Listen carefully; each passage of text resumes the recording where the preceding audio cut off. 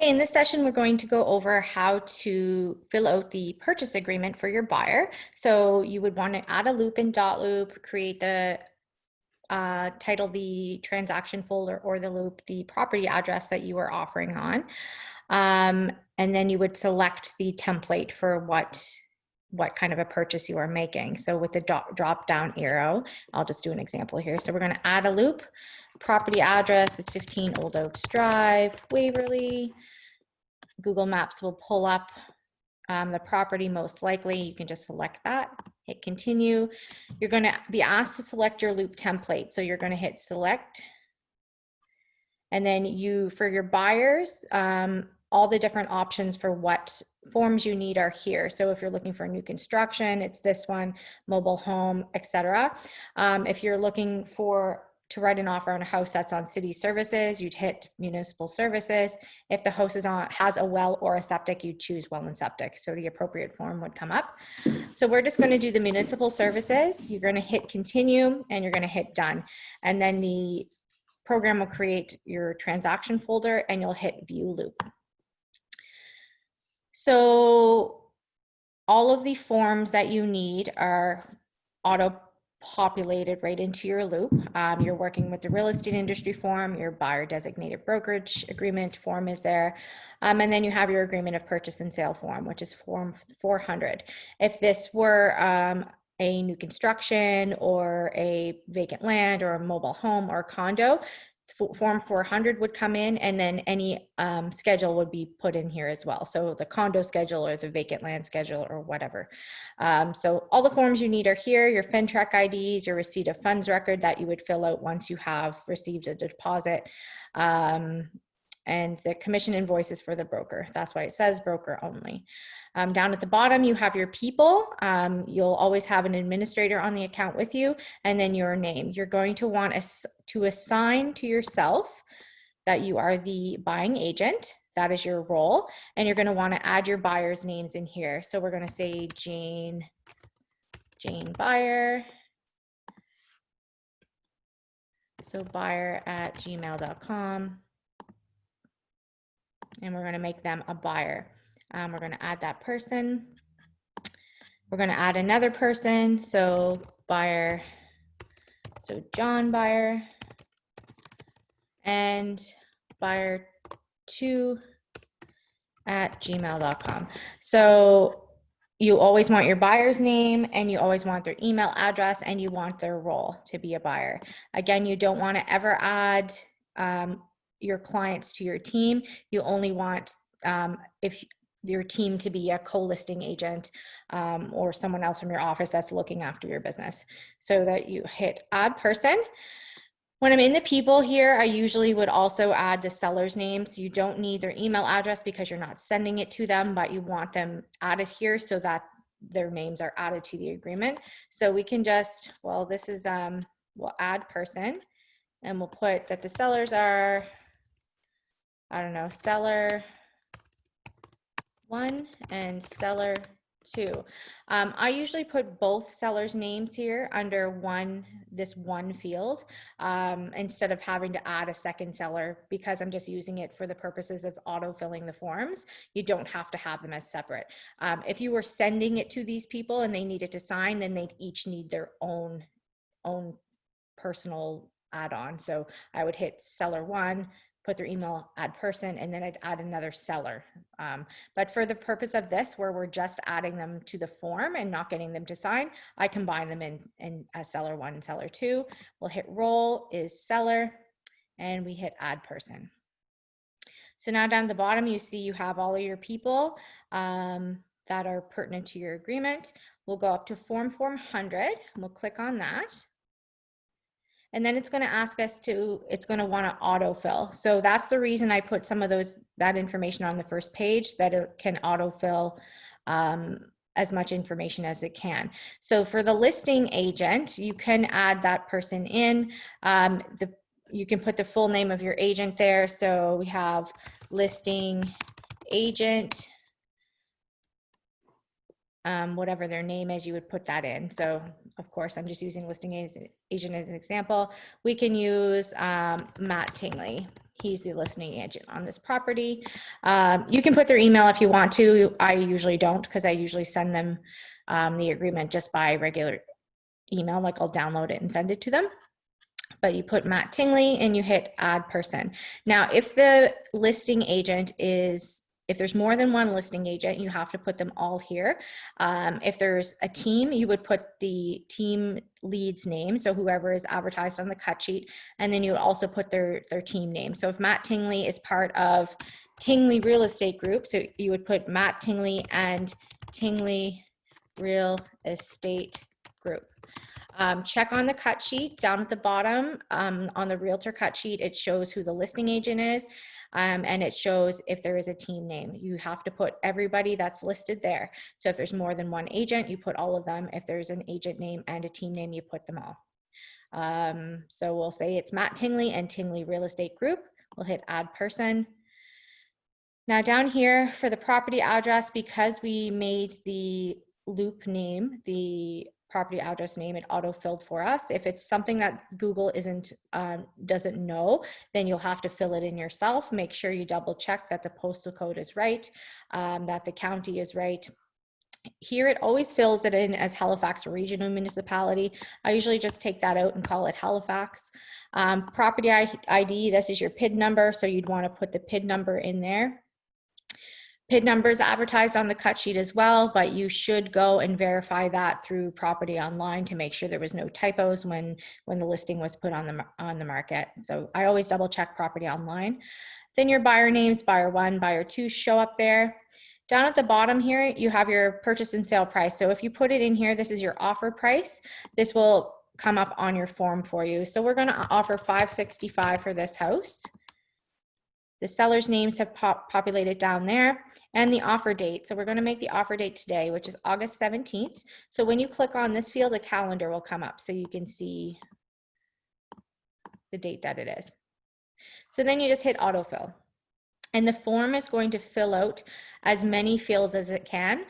These forms are set up to have auto-fillable spaces. So you'll see here that the purchase price, it didn't fill in the written form of the purchase price, just the dollar form. So you're going to have to fill that out. But we'll start at the top of the agreement. So at the top here, you have to fill in the number of pages of the agreement. For this purpose, we only have 3 pages. It's a standard purchase agreement, no schedules. So that always has just 3 pages. I like to hit the align center button so that number is centered to the field. You don't need to, that's just me being a little OCD. This is the schedules portion of the offer. If you have any schedules that you're sending with your offer, you tick them off here. So if you are offering on a home with well and septic, you would have a water and septic schedule. So you'd click that button off.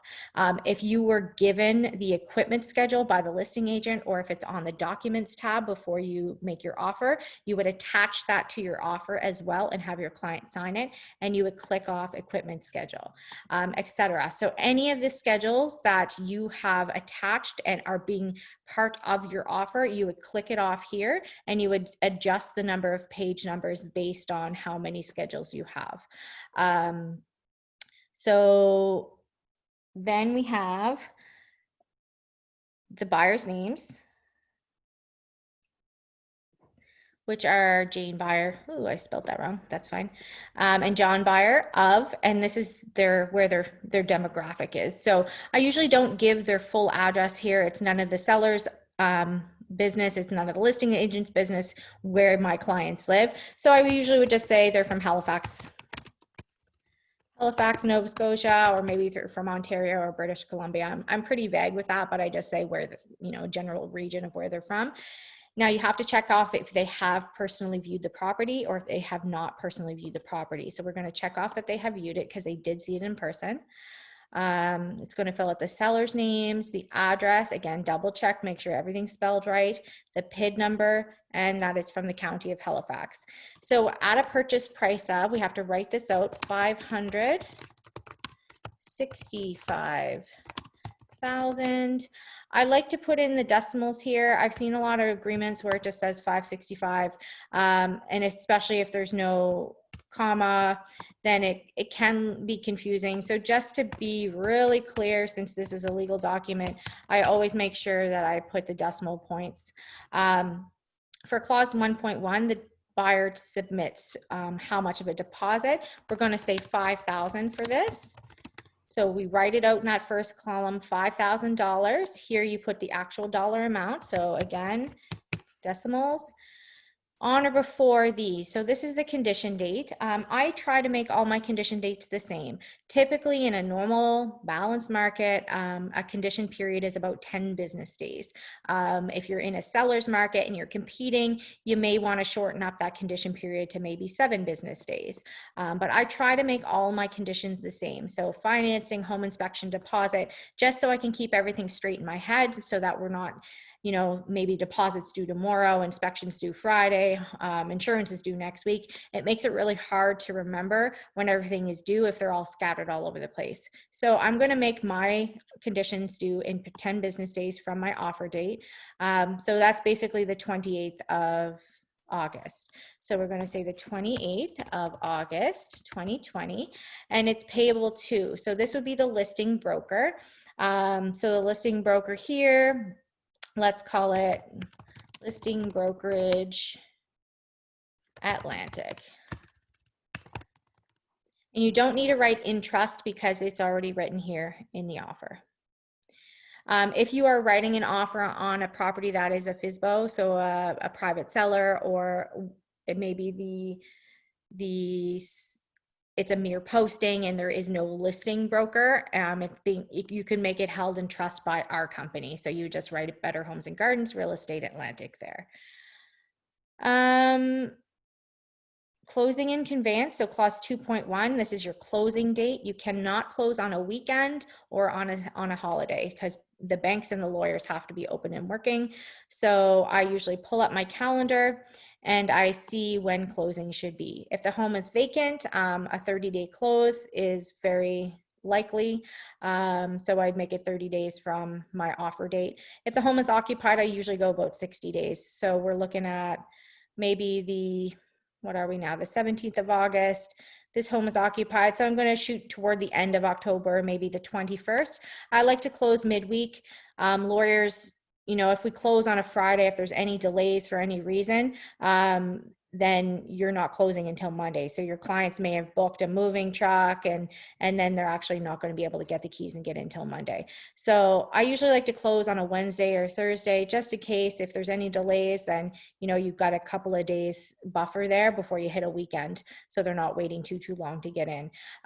Mondays, lawyers prefer not to close on Mondays too, because they can be quite busy. Again, if there was any delays or spillover from the week before and it pushed it to Monday, it could cause like havoc on a Monday close. So anywhere from Tuesday to Thursday is their preference. And it gives your clients a few days to get things over before the weekend hits. So I'm going to say we're going to close on the 21st of October. So 21 October 2020. Now, this box here, it says the property shall be given to the buyer unless otherwise specified. Vacant, so vacant possession should be given to them. So here, I've seen some people write in clean and free of debris. You don't necessarily need to put that in because it does say in 2.2 that the seller shall use best efforts to have the property clean and vacant. That just kind of reiterates it. So if you want to put that in, you can. I've seen some people put in here, property to be professionally cleaned. Goodness. With provision of a receipt on closing. Again, if you're competing on a property, the less conditions you put in, the better. I've seen that be the reason that people will not accept an offer because they've asked for them to have it professionally cleaned. Do what your client wants. Usually I don't put anything here because I'm happy that the agreement says it's to be clean and vacant. If the home has a tenant in it and your client wants to keep that tenant, then you would specify here, tenant to remain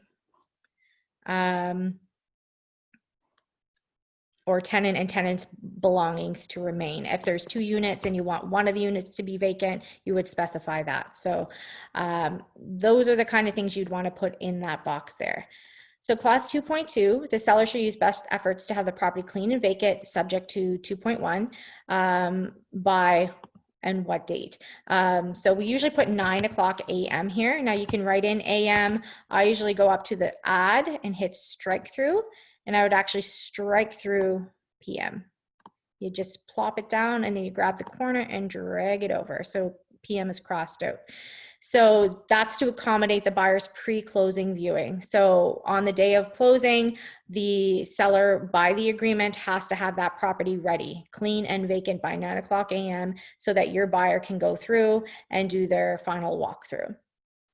Clause 2.3 says that all the lands, buildings, and fixtures are at the risk of the seller, so they have to keep the property insured up until closing. That's why we do a pre-closing inspection to make sure everything is in the same condition as when we made our offer, and then everything that we asked to remain, so all the appliances, any extra chattels are with the property itself. If the property has changed, so if the roof blew off or if there was a big flood, this actually says in the event of damage to the property, the buyer, having been advised of the insurance policy, may either agree to accept the proceeds of the insurance and complete the purchase, or they may terminate this agreement. So really, the seller is sort of at risk right up until it's closed. I like to do my pre-closing walkthroughs on the morning of closing just to make sure. Some agents and their buyers choose to do their closing walkthroughs the night before. It's more risky because if anything does happen between when you did your walkthrough and the morning of closing, and you close on the property and then you get there and there was a flood overnight, that's your problem essentially, because you chose to do your walkthrough the evening before. So it's best practice to do your walkthrough the morning of closing. It's not always possible, so do the best you can, but you are taking on a little bit more risk for your buyer if they do the walkthrough the evening before.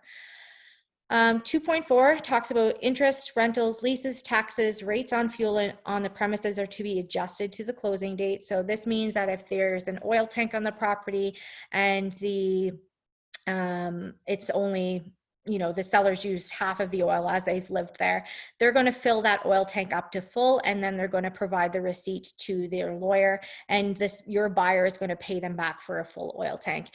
We do that because it's relatively impossible to gauge how much dollars of oil is in that tank. If it's like a quarter full or half full, it's really hard to tell. So that's why they fill it right up, so we know, okay, this is the cost of oil, this is how much oil went in, and this is what you're going to pay them back. You're going to pay them back for a full tank of oil. Same with propane tanks. Condo fees, you're going to adjust for how much condo fees they've paid. If you're closing mid-month, they've paid for half of the month's condo fees, you're going to pay them back for the other half that they've already prepaid. Taxes, you're going to prepay, or your seller's going to pay them back for any taxes that they have paid in advance as well. Your client's lawyer should give them a breakdown of what they should anticipate for closing costs. But I usually go over that when I start working with my clients, to anticipate paying for 6 months of property taxes, to anticipate if you're buying a house on oil, to fill up it, have to pay back a full tank of oil, which is about $800. And if it's propane, same thing, you'll pay them back for that. So your closing costs, you have to remember to go over the adjustments with them. The conveyance of the property, which is subject, so 2.5, so we're talking about the conveyance of the property and what deed it should be. The warranty deed is pretty common here. If it is an estate sale, it might be a trustee's deed. Oops. I'm just going to shorten up my typing here so that I can fit everything in. So that's a hack here. If you're trying to fill out a field and you're running out of space, you can go up to the top. Once you click inside the field, go up to the top and you can change your font size. So then you can fit a little bit more in there. We might need to make this 8 font. So warranty deed is most likely what you're looking at. And if it's an estate sale, it's a trustee's deed. If you're purchasing a mobile home on a rented pad, then it would be by general conveyance. So you'd write that in.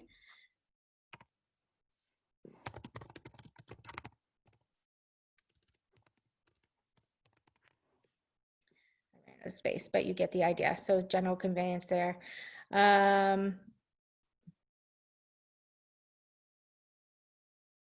So down at the bottom here, we have the offer date. So auto-filled for us, the buyer's initials auto-filled. Now, if you only have one buyer, it's going to try to get them to sign in both spots. So you're going to want to clear out the second spot. You just click on it, click on the initial fields. Up top here where it says assign to, you're going to go to no one and check off no one. So then it's going to say initial, okay? So if you have one buyer, please try to remember to clear out that second field so no one signs it. We're going to change it back to my seller's name or my buyer's name. So second page, it's filled in the address for us and our buyer's names. So clause 3.1, the seller shall provide the buyer or the buyer's agent with a copy of the following on or before. Now this is the date where you want to receive the documents from the seller. We don't want to receive these documents on the same date our conditions are due because we need time to review them. So we're going to choose a date that's maybe just a couple of days away from our offer. We're offering today the 17th. So I'm going to ask that I have those documents back from the seller by the 19th of August, 2020. We're going to ask for the property disclosure statement, any covenants that affect the property. If we saw that there was a propane fireplace at the house and they haven't given us the equipment schedule, we're going to ask for the equipment schedule, a location certificate, and other. Here I usually write in most recent property tax bill. If these documents are provided, I ask for them. If the agent has provided them on the documents tab, I don't need to ask for them in the agreement. And I usually also ask for 24-month heating costs and NS power consumption. And I usually put history here. It's not going to fit, but that's fine. So we've asked for all these documents to be provided to us by the 19th of August. Buyer's conditions. So our deposit, we made our deposit due when? The 28th of August. We're going to stick to that date for all of our conditions. So the 28th day of August, 2020, we're going to have the review the property disclosure statement, any covenants, the equipment schedule. We're going to get our financing, inspections, and insurance satisfied. You can put in here that you're going to review the heat costs and the tax bill. I usually just check those things off as my buyer's conditions. So HST, usually a property is exempt from HST unless it's vacant land. Vacant land typically is, HST is over and above the purchase price. If it is a new construction, it would be subject to HST, but it's included in the purchase price. Commercial, partially subject to HST, it could be included or over and above. So the cut sheet should indicate if HST is included or not. Typically, again, for resale homes, you're exempt from HST. For fixtures and chattels, so this says all fixtures attached to the property as viewed on. So this is the day that you viewed the house. So my clients viewed the home yesterday, which was the 16th of August, 2020. And so it says are to remain with the property and shall be included in the purchase price. So 6.2 says the following chattels as viewed on the as described in 6.1 shall remain with the property and be included in the purchase price and shall be conveyed to the buyer in good working order. So this is important when you have a seller to explain to them, you know, they've asked for all your appliances. If you know that any of them aren't working, we have to disclose that, or we counter them and say they're as is, because on their closing walkthrough, they're going to test all the appliances. If they're not working, we either have to fix them or get them new ones. So that's super important. For my buyer, I usually will write in as much as I can here. So I put the fridge, we want the stove, we want the washer, dryer, we want the microwave, we want the dishwasher. If there's heat pumps, I usually write in heat pump with remotes. I would then write in all window coverings and hardware. If you don't write these in, they may take all the curtains. They usually will leave the blinds because they're attached, but to be safe, I write them in. All bathroom mirrors. Again, bathroom mirrors, they may be attached, they may be hung up with picture hooks. I've had it happen where buyers have gotten to closing and there's no mirrors and they're upset, and I've had to go buy the mirrors. So we want to write them in. If there's a shed on the property, we'll write shed. What else? If there's a wood stove, we'll write wood stove in there, and all accessories. So what I usually do here is I will go through the listing cut. I'll check to see if there's any inclusions listed, and then I'll actually flick through each picture. If I'm seeing multiple homes, I might not remember everything that's at the property. I'll go through all the pictures and see, okay, yeah, there's a heat pump, so we're gonna wanna make sure the remotes are there. If there's a garage door, we're gonna write garage door opener. If there's two garage doors, two garage door openers with two remotes. Again, because that's equipment, we want to write it in, because if we don't write it in and it's not working on closing, we may, they may have the option to close without any repercussion. So if we write it in here and they're not working on closing, we can go back to the seller and say, hey, you need to install another garage door opener for me. Or if the remote's missing, you can ask for them to get you a new one. Additional conditions, so clause 7, this is basically a free-for-all where you write in anything extra. So if you want the seller to put on a new roof for you for closing, you'd put that in here. Anything like that. So if there's extra conditions that you want extra testing done, for example, if you want to have an engineer assess something strange that you saw, you could write that in here. So really anything additional that you can come up with there. If you're related to your buyer, then you would need to write that in here as well. So this is the spot to do that. So purchaser is related to buyer's agent, or if you're purchasing the property for yourself, you would put a clause in here for that as well. 8.1 is lawyer review. So we're going to make that the same condition date as everything else. So August 28th, 2020. Property migration, 9.1. So this is where you'll check property online. Again, it should say on the cut sheet if it's been migrated or not. I always check property online to make sure. When you log into property online, put the address in and hit details, it will say just under the PID number around that area, land registration. So it will either say land registered or not land registered. If it has been land registered, you hit A, that it's been migrated. If it has not been registered, you hit B, that it has not been migrated, and the seller will do it for closing. So for this purpose, it has been migrated. We're going to click A. And then clause 10 talks about title investigation. The lawyer, that's up to the lawyer to do right before closing. So the third page is just the miscellaneous provisions. Just familiarize yourself with those clauses. Clause 12, 12.1 is that the seller acknowledges that they do have an agency relationship, and this is where you put the listing broker's name. So the listing brokerage Atlantic, and the brokerage representative is the listing agent's name. So brokerage name, so this would be Sutton Group Professional Realty, Exit Real Estate, Keller Williams Select Realty, Royal LePage Atlantic, whatever. You put your listing broker's name in there. You have to fill this out. If the buyer is, or if the seller is not represented and they're a for sale by owner or private sale, you would click off they do not have an agency relationship, and we put our brokerage name here, Better Homes and Gardens, Real Estate Atlantic, but you just check off that they do not, and then you put your name. Okay, so listing broker Atlantic. The second one, 12.2, the buyer acknowledges that they do have an agency relationship with Better Homes and Gardens, so the brokerage name and your name.